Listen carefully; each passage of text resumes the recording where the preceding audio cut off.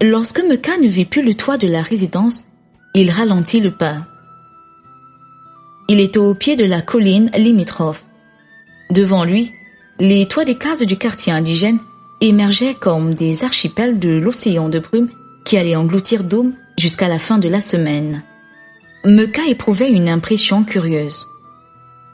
Sans être tout à fait allègre, il se sentait heureux. Bien qu'une peur rétrospective l'obligeât de temps en temps à regarder derrière lui.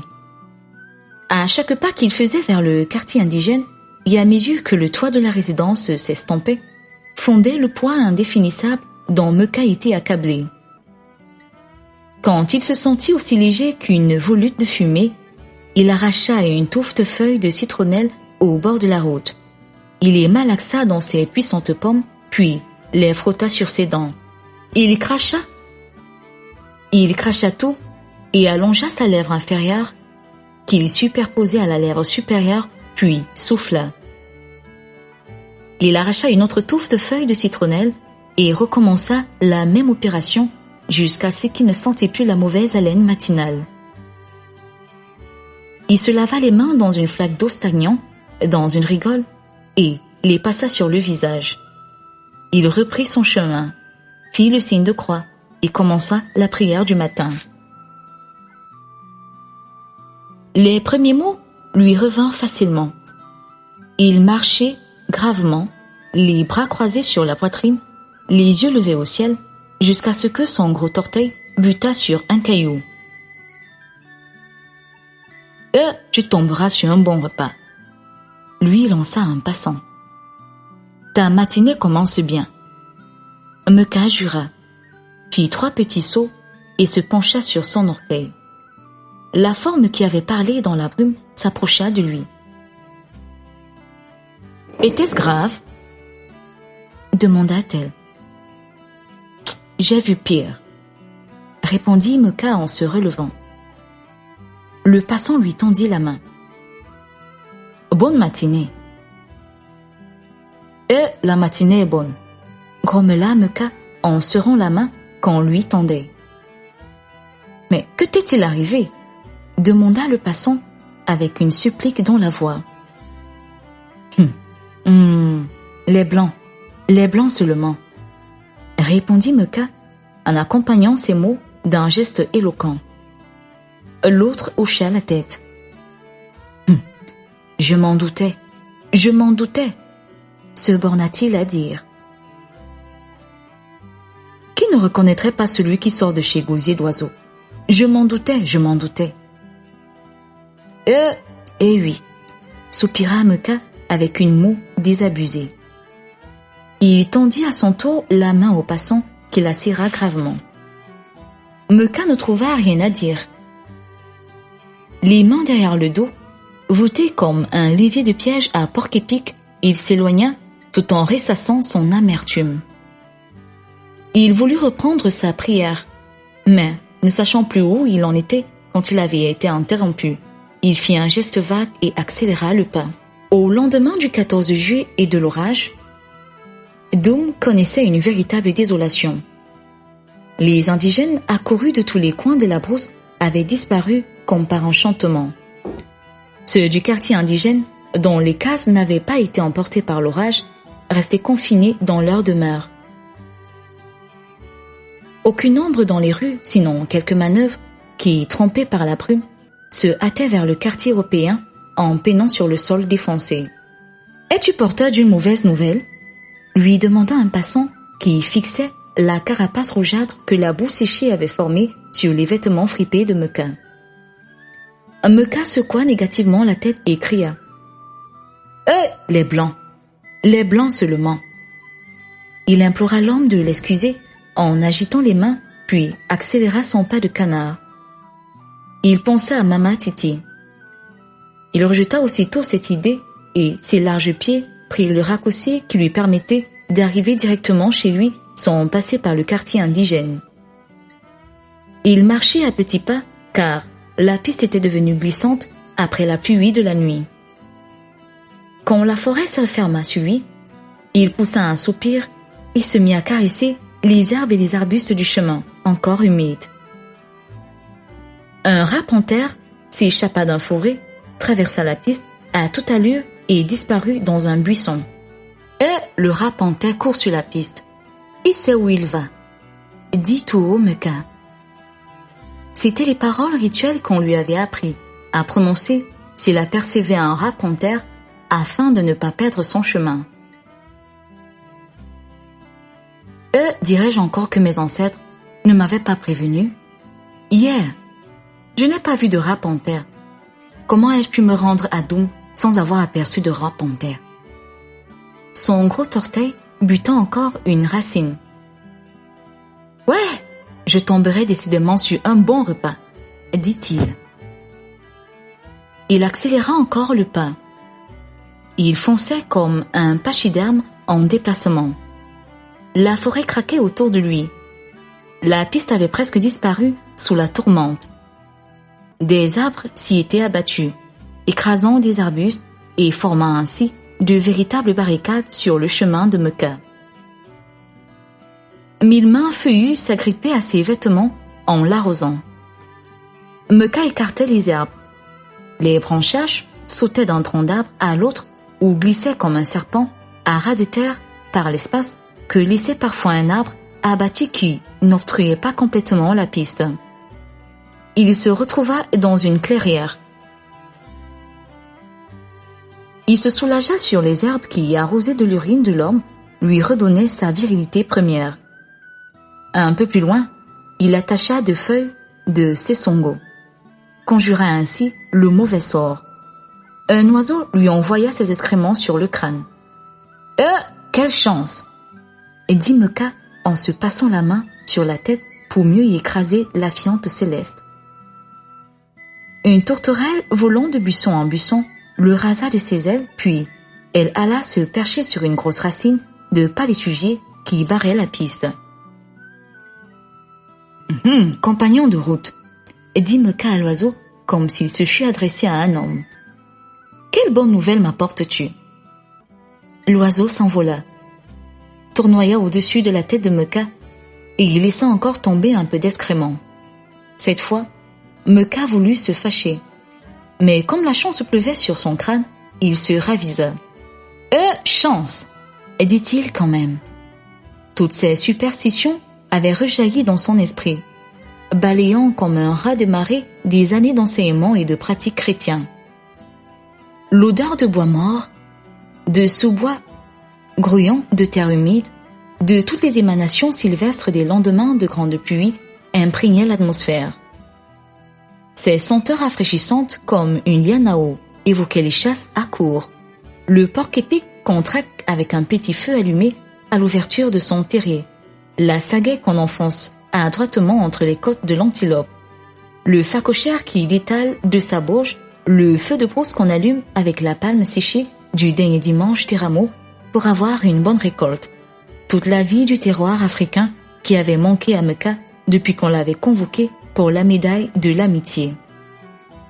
Déjà, il observait les traces que les animaux laissaient sur l'herbe. Il fut heureux de constater que les antilopes abondaient dans cette partie de la forêt, qu'il baptisa aussitôt la forêt du retour.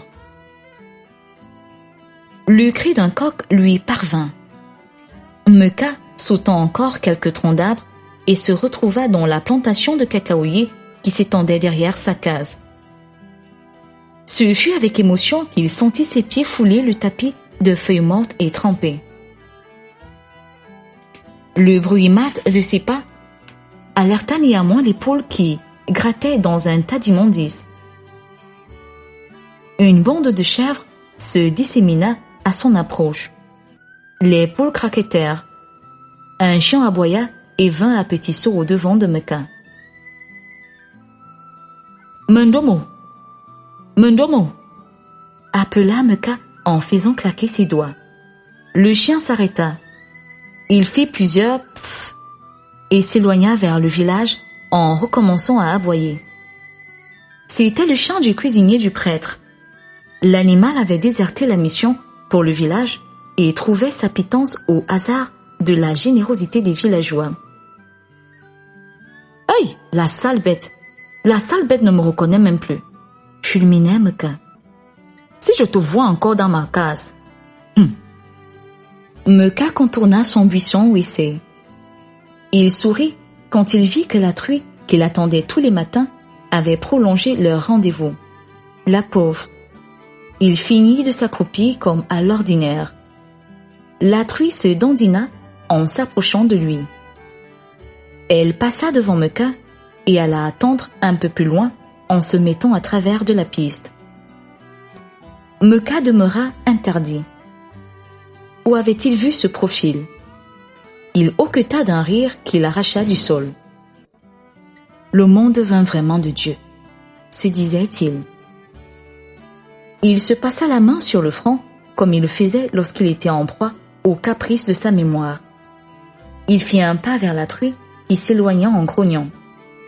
Meuka se mit encore à rire. « Je vois, allaita-t-il. Comment n'y ai-je pas pensé plus tôt? À qui? Son profil est bien celui du chef des Blancs. Et le monde vient vraiment de Dieu, répéta-t-il. On ne peut pas dire que ce n'est pas le même ouvrier qui a fait le chef des Blancs. Et ce cochon, vraiment. Meuka continua à rire dans sa gorge et se dirigea vers sa case. Seule la sienne et une dizaine d'autres avaient résisté à la tornade. On eût dit qu'un bataillon de bulldozers était passé sur ce village. Ce n'était plus qu'un champ hérissé de monumentales mottes de terre. Les villageois armés de coupe-coupe, de dabas, de pelles, s'affairaient dans les décombres où ils s'évertuaient à extirper leur mobilier. Hommes, femmes et enfants fouillaient dans le tas de potopoto qui hier encore étaient des cases. Pilons et mortiers de bois, cuvettes émaillées, seaux à eau, vieilles malles noircies par la fumée, moustiquaires de même couleur à moitié dévorés par les termites et maculés de sang de moustiques, vieilles images de saintes noires de suie, grosses pierres à écraser l'arachide, pieds de lit en bois de parasolier, vieilles caisses à essence, tout qu'à pétrole, savates, un magazine d'avant-guerre, un nib de toutes sortes, sacs d'arachide, de sel, toute cette pauvreté hétéroclite, rassemblée par petits tas, jontait la cour. Elle était devenue aussi le lieu du rendez-vous d'une partie de la volaille du village qui dévorait à grands coups de bec cancrelats, scolépandres et araignées qui s'échappaient des meubles en détalons. Meuka pénétra dans la cour. « Hey, voilà Meuka !» cria quelqu'un. « Ok, où est-il ?» demanda un autre. « Mais le voilà !»« Me voici !» cria Meuka. À ces mots, la foule fut frappée de saisissement. Les hommes lâchèrent leur coupe-coupe, puis, après avoir donné et renoué leur pain, se passèrent la paume sur les lèvres d'étonnement. Vando, le neveu de Meuka, courut à lui.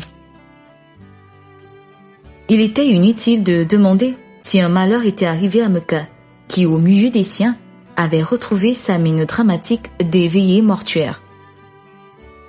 Cela allait bien avec ses vêtements dégoûtants. On l'aurait confondu avec ces mendiants déguenillés que le père Vendémayer chassait aux environs de son église. Vando poussa un cri terrible en prenant la main de Meuka. « Hey, que t'est-il arrivé? Que t'est-il arrivé ?» demandaient les villageois qui s'étaient groupés autour de lui. « Hey, les Blancs seulement !» répondait Meuka. Ses paroles étaient lâchées avec une moue qui en disait long. Meuka devint aussitôt l'objet d'une attention particulière. Quelqu'un glissa sa tête entre les jambes du mari de Clara pour le porter sur les solides épaules, bien que Meuka fût à 2 pas de sa case. « Merci. »« Merci, Bomo » dit Meuka avec une petite voix de moribond. « Je me suis traîné jusqu'ici. Je peux bien ramper jusqu'à mon lit. » Il se fit perclus. Des bras l'aidèrent à marcher. « Hé, je n'en peux plus. Je n'en peux plus. » gégna Meuka. « Ces Blancs ont failli me faire tuer. Même si je mourais dans 100 ans, je sais que je suis mort dans la prison de Gosier d'Oiseau. » Dans la prison de Gosier d'Oiseau, questionna la foule en chœur. Oui, dans la prison de gosier d'oiseaux, répétait Meka avec une voix chevrotante. Au bord du tombeau, dans le froid, j'ai failli mourir de froid et de moustiques. Vous savez que j'ai... Il se mettait à tousser. Que j'ai la poitrine frère. Il toussa encore. Gilles. Pauvre Clara, se mit à vociférer Amélia qui, après s'être roulée par terre, noua son foulard autour des reins. Puis, les mains croisées sur la tête, sortit en courant de la case pour prévenir Clara qui était encore au marigot. Ses cris allèrent en diminuant derrière la case. Ngamba est parti à ta rencontre, dit Mvondo en couchant son oncle. Nous étions convenus que s'il ne revenait pas à l'Angelus, je le suivrais. Je ne l'ai pas rencontré, dit Meka d'une voix éteinte. Il est parti par la grande route, dit quelqu'un. Il est parti par la grande route, répéta un autre. Une femme alla chercher du bois sous l'étagère où Clara rangeait ses ustensiles, puis revint alimenter le feu qu'elle avait allumé pour Meka. J'ai froid, gémissait-il entre deux grincements de dents. Je reviens au chemin qui mène au fantôme. Anti. Il n'y avait plus de place disponible dans la case de Meka. Les visiteurs et les villageois l'avaient complètement envahi. Massés au chevet de son lit, les hommes assis par terre avaient retroussé leurs pagnes tandis que les femmes pleuraient de toutes leurs larmes en invoquant de temps en temps un saint. Meka n'est pas mort, fulmina Anti, qui s'était levé brusquement, oubliant de tirer son pagne sur ses fesses nues. Meka n'est pas mort, reprit-il en regardant autour de lui. Il tira enfin son pagne. Une rumeur monta de la foule. La voix d'Anti s'éleva de plus belle. À force d'avoir des mines que vous avez tous ici, un véritable malheur peut vraiment nous arriver. Ne commencez pas votre sorcellerie ici. Anti a raison, renchérit Mvondo. Ils nous l'ont rendu à vie. Louons le Seigneur. Aka, ta gueule pourrie, rugit Meka qui s'était soulevé sur le coude. Regardez-moi ça, continua-t-il. Vous autres, vous n'êtes pas des hommes que par vos paires de couilles. Les Blancs viennent de se payer ma tête tout en me tuant. Et toi, tu viens parler de Seigneur ici. Hein? Depuis que tu l'arroses d'eau bénite, tes rides n'ont pas disparu. Et ça me parle même du Seigneur en plus. Meka a raison, approuva quelqu'un. Le Seigneur lui-même a dit que nous devons sauver le corps pour qu'il s'occupe du reste. Oui, pour qu'il nous aide à sauver le reste, rectifia quelqu'un d'autre. Qui est-ce qui parle comme André Obédé? Demanda Meka en se soulevant encore sur le coude. C'est lui-même, répondit André. Loué soit Jésus Christus. Fous-moi la paix. Sors de ma case, explosa Meka en se levant. Et qui? Tu ne m'as pas l'air d'être dans ton assiette, ironisa André Obédé. Je reviendrai te voir dès que ta tête sera reposée. Il s'en alla. La panique régnait dans la case. On ne savait ce qui était arrivé à Meka. On ne pouvait pas dire qu'il était encore lui-même. Comment un bon chrétien comme lui ne voulait-il plus entendre parler du Seigneur? Peut-être qu'il agonise, chuchota quelqu'un. Peut-être bien, répondit un autre. Et l'esprit du mal devait bien être dans la case, comme cela arrivait souvent à l'agonie des bons chrétiens. Les propos furent interrompus par le duo de lamentation qu'on attendait venir de derrière la case. C'était Amalia qui revenait avec Clara. Et salmodiait. Leurs sanglots. Tout le monde se tut pour les écouter. Oh Seigneur, des marées de peine ont tiré un océan de mes yeux.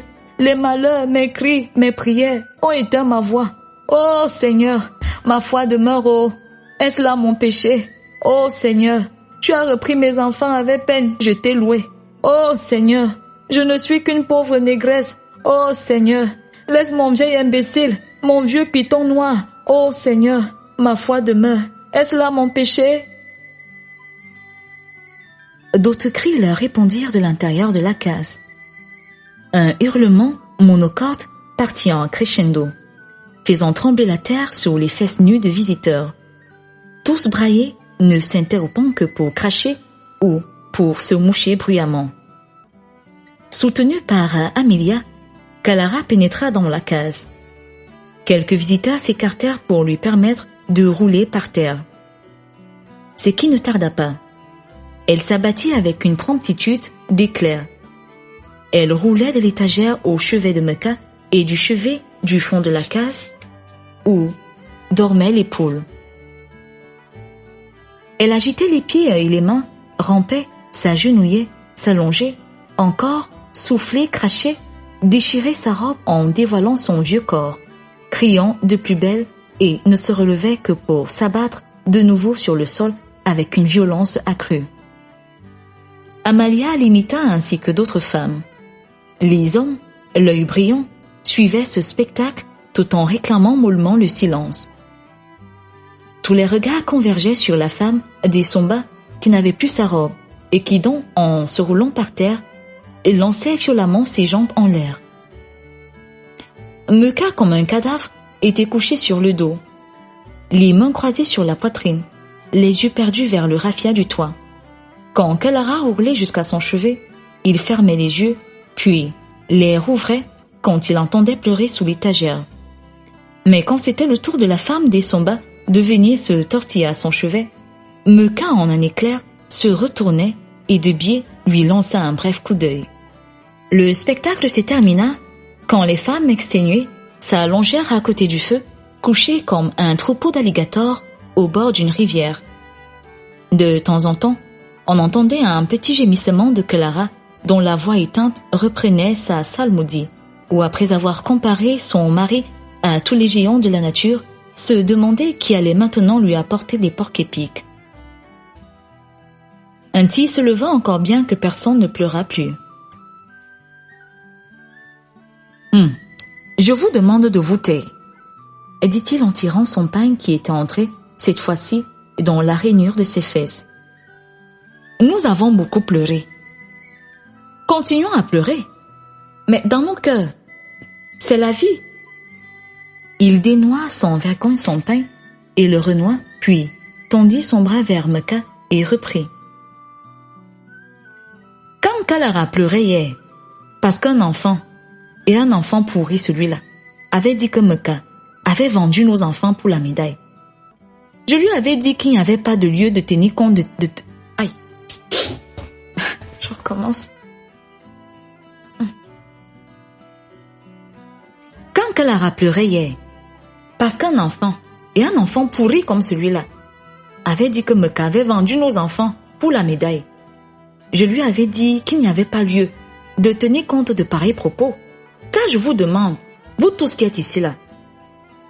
Il regarda tout autour de lui en faisant un geste vague. Oui, vous tous qui êtes ici. Est-ce qu'il y a vraiment quelque chose qui vous appartienne au sens où on l'entendait nos ancêtres depuis que les Blancs sont dans ce pays? Non, non, répondit l'assistance. Quoi donc? Reprit Nti. Qu'est-ce qui se passe? Le blanc a-t-il un frère dans cette assistance?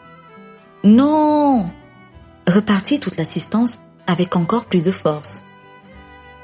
Nti se rassit. C'est pour les blancs. Il n'y a pas d'homme mûr parmi nous, dit Esomba en se levant. Moi, je me permets de dire que les paroles d'Nti sont celles d'un homme mûr, et elles pèsent même plusieurs tonnes. C'est ce que j'allais dire, dit Bomo en interrompant Esomba. Les affaires sont comme elles sont. Et on leur responsable, termina l'assistance en chœur. Et se font comme elles doivent se faire, reprit Esomba. Aïe, nos ancêtres, ils nous ont abandonnés. Depuis qu'ils sont partis, quelle indifférence. Ils ne se soucient même pas de nos malheurs. Là-bas dans leur tombe. Quelle indifférence, répéta l'assistance en chœur. Je ne sais plus où vont les Blancs, poursuivit Essomba. Rien de ce que nous vénérons n'a d'importance à leurs yeux. Nos coutumes, nos histoires, nos remèdes, nos hommes mûrs, tout cela, c'est comme les affaires de leur boy. Et maintenant, ils nous tendent même des pièges, comme aux rats aussi. Je me demande où ils vont. Aka, ça c'est de la lâcheté. Renchérit Bomo qui n'avait pas eu le courage de se lever, tout à fait, et qui restait plié en deux. Je répète que c'est de la lâcheté, s'enflamma-t-il. S'il faut attirer les gens en prison, en leur promettant une médaille, je trouve que c'est le coup de couteau derrière l'oreille. Ok, mais enfin quoi, rugit-il. Vous parlez des Blancs comme si c'était des gens du village voisin. Qui a un visage rouge et un circoncis parmi vous? Ok, personne, répondit l'assistance. Quoi donc? Reprit-il. Vous semblez étonné de ce qui nous vient des Blancs, comme si ils nous ressemblaient. Ça c'est parler comme un homme mûr, ça, reprit l'assistance en chœur. Le chimpanzé n'est pas le frère du gorille. Oh, mes aînés, dit timidement Vondor qui, les yeux baissés, tripotait le nœud de son peigne. Je sais que je n'ai pas droit à la parole parmi vous, mais j'ai déjà mangé les boyaux de mouton. Qui est-ce qui lui a permis même d'en manger? Fulmina quelqu'un en l'interrompant. Ça c'est une honte. Mais c'est une honte, protesta l'assistance. Une rumeur hostile monta de la foule. La jeune tortue est-elle vieille parce qu'elle est ridée? Qui t'a permis de manger les boyaux de mouton? Demandait-on au pauvre Mvondo. Les commentaires fusaient de toutes parts. Où allait ce village si même les petits, ceux qui encore couraient tout nus, se permettaient d'en manger, et cela sans le consentement du clan? On demanda le nom du propriétaire du mouton dont Vondo avait mangé les boyaux, bien que tout le monde pensât à Meka. Et puis, à quelle époque avait-on mangé ce mouton? On s'indignait, ainsi, il y avait des gens qui faisaient des Blancs dans ce village. Quelle honte! Manger un mouton entier, en cachette, et autoriser les petits à en manger les boyaux sans en avertir le village?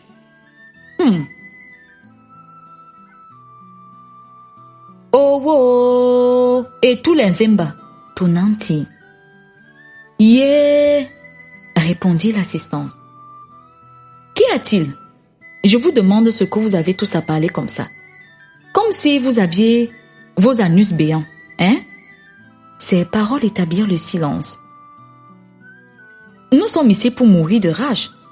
Je dis mourir de rage, parce que ces incirconcis, cette fois-ci, ont exagéré. N'êtes-vous pas atterrés par toutes ces misères que nous font les Blancs? Atterrés,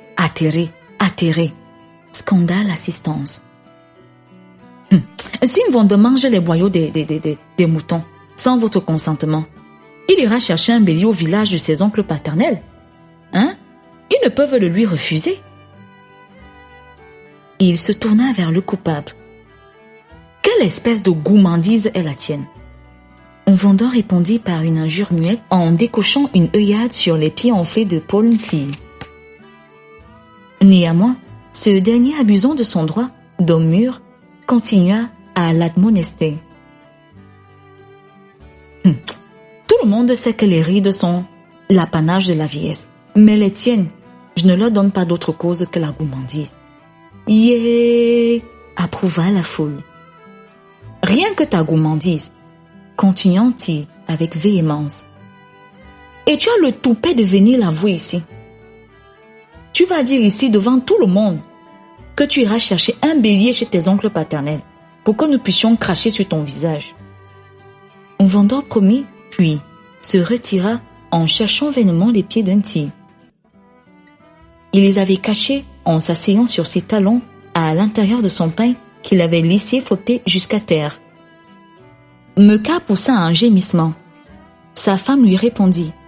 Les pleureuses s'animèrent, mais n'en pouvant plus de fatigue, se bornèrent à pousser des râles en dodelinant de la tête. Inti se leva, déréfché. Nous en avons beaucoup pleuré, commença-t-il. Si les larmes ne ressuscitent pas les morts, celles que nous avons versées ici ne sont pas inutiles. Inti a raison, approuva quelqu'un. Je dis qu'elles n'auront pas été inutiles, parce que ce qui est arrivé à l'homme mu appelé Meka nous est arrivé à tous par lui. À nous tous. Ces mots volèrent de bouche en bouche. Qui donnera encore dans le piège, les yeux ouverts? Demanda Inti. Et nous ne sommes pas des porcs épiques, répondit l'assistance. Et Somba bondit spontanément, et les pieds en l'air, retomba sur ses mains. Ainsi renversé, il se mit à onduler le torse tout en pédalant dans le vide. Des battements de mains scandaient cette danse qu'on appelle la danse du caméléon. Il fit ensuite le pont, bondit comme une balle de caoutchouc et retomba sur ses pieds. Tu es là-dedans. Ça c'est danser. Quelle jeunesse, quel art. On ne voit pas tout ça de nos jours. Vraiment. Chacun exprima son admiration à sa façon. Même Meka, qui maintenant couché sur le ventre, oubliait visiblement qu'il était au plus mal. Le danseur commença à parler. Les pleurs sont aussi variés que les oiseaux du bon Dieu, acheva l'assistance. Je voudrais pleurer à ma façon, continua Isomba d'une voix chevrotante. Il se remit à onduler son torse pendant que l'assistance chantait en cadence en battant les mains. Le caméléon va à deux pattes. Le caméléon a deux pattes. Et Somba ondoyait comme une flamme tremblotante tout en chantant sa strophe onomatopéique. Quand il s'arrêta, un autre lui succéda. Un tam-tam vient du fromager, cria-t-il. En causant, buvant. En causant là, buvons seulement, répondit chaleureusement l'assistante. Nous commençons à dire des choses intéressantes, dit quelqu'un. C'est le premier mot de la journée, dit un autre. Que le blanc vienne encore m'empêcher de l'entendre. Qu'il ose, dit un autre. Tout le monde se mit à rire. Y a-t-il du vin dans cette case? Demanda Bomo dans le silence soudain général. Non, il n'y en a pas, répondit faiblement Clara. Le prêtre... On ne la laissa pas achever sa phrase. Le prêtre, toujours le prêtre, s'indigna l'assistance. On le traita de cripso, de buveur qui n'invitait personne, soit qu'il but à l'église, soit qu'il but chez lui. Que l'un de nous aille chercher du vin de palme, ordonna Inti. Inti a raison. Tous les yeux se tournèrent vers le lit où était allongé Meka. Celui-ci leva un bras vers l'assistance et désigna le dessous de son lit. Inti s'y affonça comme un chien et en tirant une petite corbeille en rotin qu'il présenta à Meka.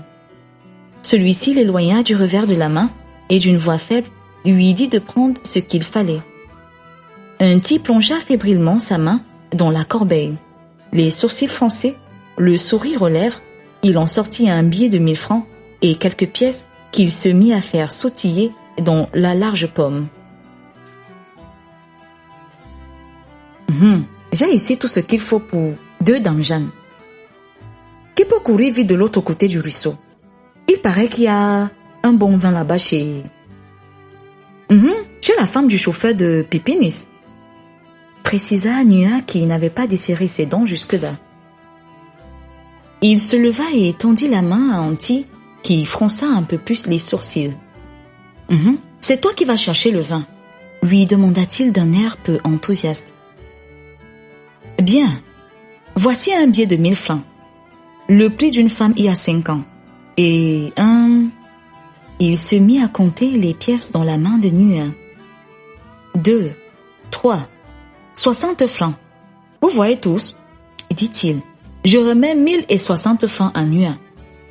Ce dernier, sans un regard pour Ponthy, s'en alla en mâchonnant son éternel noix de colin. Puis, les conversations reprirent leur train en attendant le bon vin de Palme que Nuhin était allé chercher de l'autre côté du ruisseau.